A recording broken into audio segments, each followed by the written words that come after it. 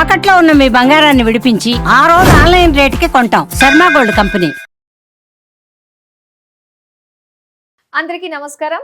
నా పేరు మాధురి. మీరు చూస్తున్నది సుమన్ టీవీ. మనము ప్రతి ఒక్కళ్ళు కూడా ఏ పని చేసినా కూడా ఈ రోజు మనకి ఎలా ఉండబోతుంది అని ఆ రోజు యొక్క దిన ఫలాలు మనం చూసుకుని చాలామంది ఆ పని మీద వెళ్తూ ఉంటారు. అది ప్రతి ఇళ్లలో కూడా మనం చూస్తూ ఉన్నాం. మరి అలాంటిది ఇప్పుడు మనం పక్ష ఫలితాల గురించి తెలుసుకోబోతున్నాం. అంటే మార్చి 15 నుంచి 29 వరకు ఎలా ఉండబోతుంది, ప్రతి ఒక్క రాశి వారు ఎలాంటి జాగ్రత్తలు తీసుకుని ముందడుగు వేస్తే వాళ్ళకి మంచి ఫలితాలు వస్తాయి.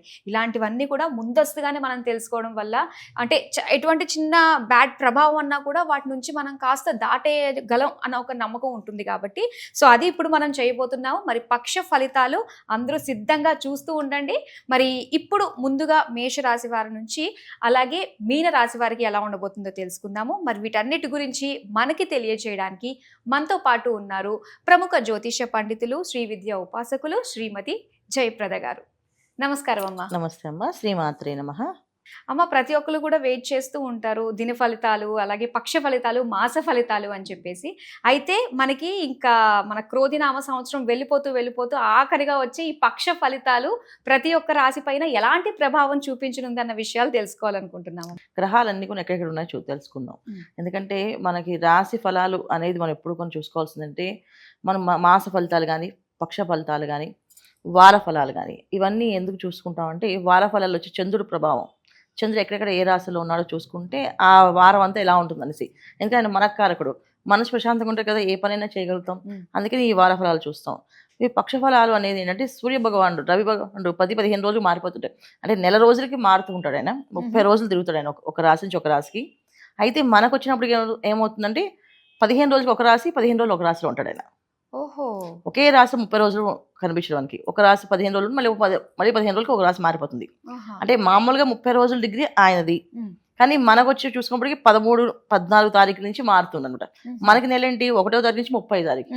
అక్కడ వీళ్ళు సూర్య భగవాన్ మారేది ఏంటి, ఇప్పుడు మనకి మామూలుగా చూసుకుంటే మకర సంక్రమణం అంటే ఏంటి, మకర రాశిలో 14వ తారీఖు సంక్రాంతి వస్తుంది. అక్కడ రవి ప్రవేశిస్తారు మకర రాశిలో. సో అక్కడ ఉత్తరాయణ పుణ్యకాలం వస్తుంది.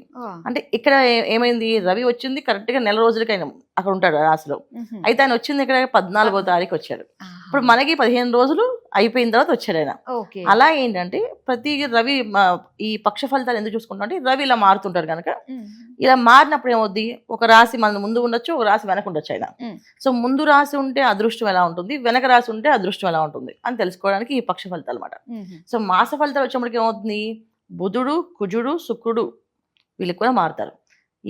ఈ 4 గ్రహాలు మారడం వల్ల ఈ మాస ఫలితాలు అనేది చూసుకుంటుంటాం. ఎందుకంటే మన బుద్ధినిచ్చేవాడు బుధుడు అండ్ ఏ పనైనా చేయాలి అంటే మొండు ధైర్యాన్ని ఇచ్చేది కుజుడు అండి. ఒక పని చేయాలి అంటే ఒక కోరిక ఉంటేనే చేస్తాం, అసలు పని ఎందుకు చేయాలి ఆ రీజన్ ఇచ్చేవాడు శుక్రుడు. సో ఈ 4 గ్రహాలు కదిలినప్పుడు ఈ మాసం అంతా ఈ పనులు అవుతాయి, ఈ పనులు అవ్వవు చెప్పండి మాస ఫలితాలు. ఈ విధంగా మనం చూసుకుంటాం కనుక ఈ మాస ఫలితాలు, పక్ష ఫలితాలు, వార ఫలాలు. అయితే మనం ఈ పక్ష ఫలాలు ఎందుకు చెప్పుకుంటాం అంటే ఈ మాసంలో గ్రహాలన్నీ కూడా మీనరాశులు ఎక్కువగా ఉన్నాయి. అన్ని రాశుల కంటే ఒక్కొక్క రాశిలో ఒక్కొక్క ప్లేస్లో ఉండేవి, కానీ ఈసారి ఏంటంటే షష్టగ్రహ కూటమి అనేది వస్తుంది కనుక మనకి. సో అన్ని గ్రహాలు ఒకే ప్లేస్లో ఒకే రాశిలో ఉండడం వల్ల మ్యాక్సిమం గ్రహాలు మీనరాశిలోనే రవి, బుధుడు, శుక్రుడు, రాహు ఈ 4 మీన రాశిలో ఉన్నాడు. తర్వాత గురువు వృషభ రాశిలో ఉన్నారు, మిథున రాశిలో కుజుడు ఉన్నారు, కుంభరాశిలో శని భగవాన్ ఉన్నాడు. సో ఇలా ఉండడం వల్ల ఏంటంటే కొన్ని రాశులకి యోగాలు బాగున్నాయి, కొన్ని రాశులకి కాస్త జాగ్రత్తగా ఉండాల్సిన పరిస్థితి ఉంది. అది మనం చెప్పుకుందాం. అమ్మ, మరి ఈ పక్ష ఫలితాల్లో భాగంగా మిథున రాశి వారికి ఎలా ఉండబోతుంది అంటారు? తప్పకుండా మిథున రాశి వాళ్ళకి సామాన్యమైన ఫలితాలు, అంటే గొప్పగా ఉంటాయని కాదు, అలాగే అసలు తక్కువ ఉంటాయని కాదు, సామాన్య ఫలితాలు. అయితే ఏంటంటే వీళ్ళు అనుకున్న పనులు అనుకున్నట్టుగా వీళ్ళు పట్టుదలగా చేసుకుంటూ వెళ్ళగలిగితే పని అయిపోతుంది. కానీ వీళ్ళు డిపెండ్ అయ్యి ఇది ఎవరైనా చేయాలి, వాళ్ళు ఎవరైనా రావాలి అని మనం కూర్చుని చేయకుండా ఉంటే మాత్రం పనులు అవ్వవు. సో మిథున రాశి వాళ్ళు వాళ్ళ సొంత తెలివితేటలతో ఆలోచించుకొని నా పని నేను చేసుకోవాల్సిందని చేసుకుంటూ వెళితే మాత్రం అన్ని పనులు అవుతాయి. అంటే బ్రహ్మాండంగా అవ్వదు కానీ పర్వాలేదు కాస్తంత. ఈ మిథున రాశిలో ఏంటంటే జనరల్గా ఏంటంటే డిపెండ్స్ అనమాట, వీళ్ళు డిపెండ్ అవుతుంటారు. వైఫ్ అంటే వైఫ్ అండ్ హస్బెండ్ అంటే వైఫ్ మీద, లేదా వైఫ్ అయితే హస్బెండ్ మీద, లేదా వీళ్ళిద్దరు కాకపోతే ఫ్రెండ్ మీద, ఫ్రెండ్స్ కాకపోతే ఆఫీస్ మీద, ఆఫీస్ కాకపోతే ఇంకా ఏదైనా బ్యాంక్ లోన్స్ మీద, వాటి మీద డిపెండ్స్ అవుతుంటారు. ఇలా డిపెండ్ అయ్యి వాళ్ళు ఏం చెప్తారో విని అప్పుడు ఆలోచించి చేద్దాం అనుకుంటే మాత్రం పనులు అవ్వవు. ఎందుకంటే నలుగురిలో పడిన పాము చనిపోదు అంటాం. సో నలుగురిలో కింద పాము అరిచి అంటే అది పరిగెడుతుంటుంది, మనం పట్టుకోలేదని. అలాగే వీళ్ళకున్న సిచ్యువేషన్ని బయట పడేస్తే ఎవరికి చెప్తే ఆ పని అవ్వదు. ఇంకా వాళ్ళందరూ వాళ్ళు అనుకొని భగవంతుడు నమస్కారం చేసి ఈ పని నేను చేయాలనుకుంటున్నా స్వామి, నాకు సహాయం చేయండి, దారి చూపిస్తాడు. ఇది భక్తితో వీళ్ళు శ్రద్ధగా చేస్తే అవుతుంది. సో భక్తి లేని వాళ్ళు భక్తి తెచ్చుకోవాల్సింది, శ్రద్ధ తెచ్చుకోవాల్సింది. లేదు నాకు భక్తి లేదు, నాకు అలాంటి ఇంట్రెస్ట్ లేవు అంటే మెడిటేషన్ చేయడం, సైలెంట్గా అది అనుకున్నట్టుగా మైండ్లో ఫిక్స్ అవ్వడం, పని అయ్యే వరకు ఎవరికి చెప్పకుండా ఉండడం. సో పని అయ్యే వరకు ఎవరికి చెప్పకూడదు. ఒకవేళ చెప్పామో ఆ పని అవ్వకుండా ఆటంకాలు వస్తాయి. అది ఎవరైనా సరే, ఇంట్లో వాళ్ళైనా బయట వాళ్ళైనా ఎవరైనా అంతే. ఈ పని చెప్తే ఆ పని అవ్వదు. సో ఈ చెప్పకుండా పని చేస్తుంటే పనులు అవుతాయి. ఇది ఖచ్చితంగా వీళ్ళు అండర్లైన్ చేసి మరి చేసుకోవాలి, కంపల్సరీ చేసుకోవాలి. ఎందుకంటే ఈ అండర్లైన్ చేసుకోకపోతే ఖచ్చితంగా వీళ్ళకి వచ్చిన ఇబ్బందులు ఏంటంటే దశమ స్థానంలో 4 గ్రహాలు ఉన్నాయి. సో దశమ స్థానంలో 4 గ్రహాలు అంటే మనం చేసే పనులు, కర్మలు, తర్వాత వృత్తి, ధర్మము ఎలా ఉంటుందో చెప్తుంది అది. సో మనం చేసే 4 పనులు నలుగురితో కలిసి చేస్తాం అనుకోండి, సో చెప్తాం ఎవరికైనా, ఆ పని అవ్వదు.